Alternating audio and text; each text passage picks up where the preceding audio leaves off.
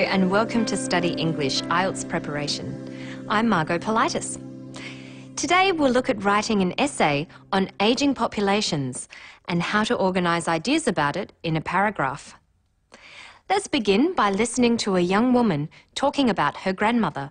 She does mainly the cooking and looking after us, making sure that we turn out right, being strict with us. But I think part of her being here allowed us to have respect for older people. Yeah, I think from her I've learned a lot, like the Buddhist belief, how to be a good person, honest, and respectful person to everyone around you. She talked about the valuable contributions an elderly person can make. The grandmother has positively influenced the children, teaching them respect and honesty and cooking. Let's see how this sort of positive view about older people is developed in a paragraph as part of an essay. The paragraph starts with a sentence that establishes the main point. The valuable contributions that active and healthy aged individuals can make should not be overlooked. This is called the topic sentence. The main idea is valuable contributions that active and healthy aged individuals can make. The writer then goes on with two sentences that support the main idea that old people make valuable contributions by saying what the contributions are. Firstly, these retired individuals could take the role of carers for their grandchildren, allowing both parents to work longer hours and save on daycare expenses. Notice the linking word firstly.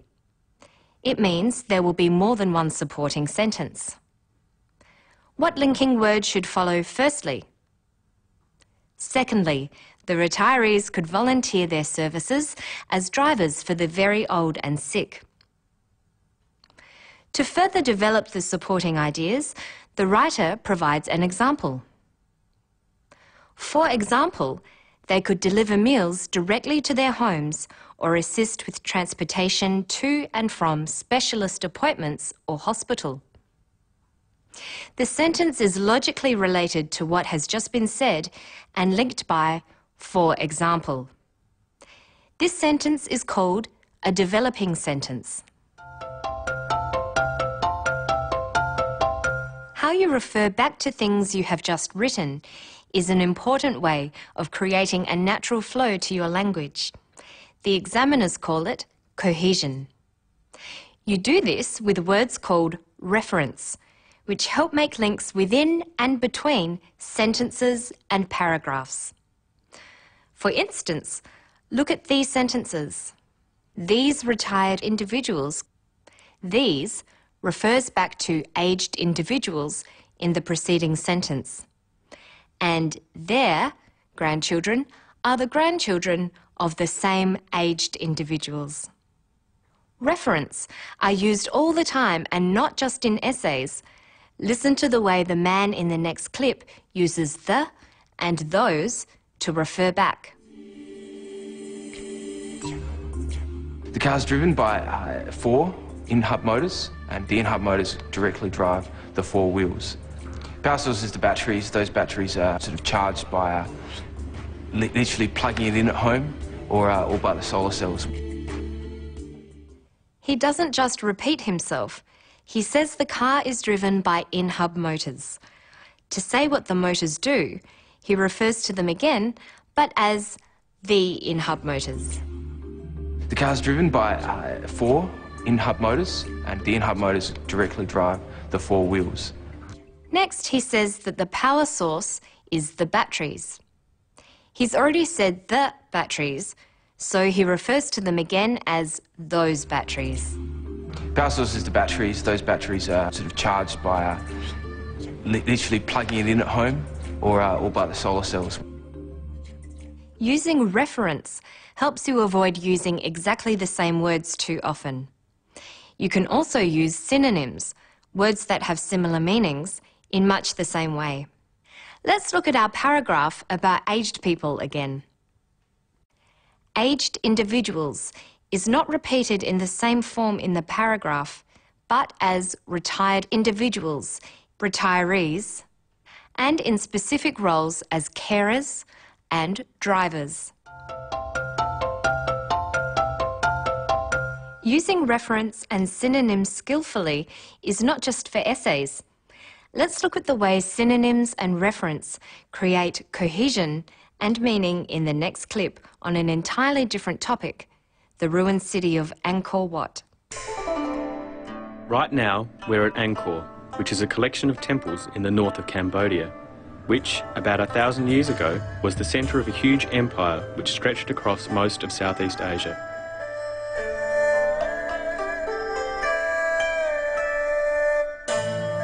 The true significance of the place is that it's probably the world's most amazing collection of religious monuments. What you see here is a scale of engineering and aesthetic beauty and a complexity that isn't really seen at any other collection of monument sites around the world. First, he calls Angkor by its name. Right now, we're at Angkor, He then refers to it and says what it is, which is a collection of temples in the north of Cambodia, refers again and explains its function. which, about 1,000 years ago, was the centre of a huge empire which stretched across most of Southeast Asia. He goes on to refer to Angkor again as the place and it, and finds another way of saying collection of temples, collection of religious monuments. The true significance of the place is that it's probably the world's most amazing collection of religious monuments.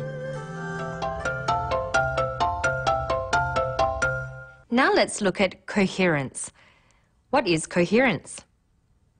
When writing an essay, you need to organise and develop your argument logically using paragraphs, starting with an introduction, 2 or 3 body paragraphs, and finishing with a conclusion.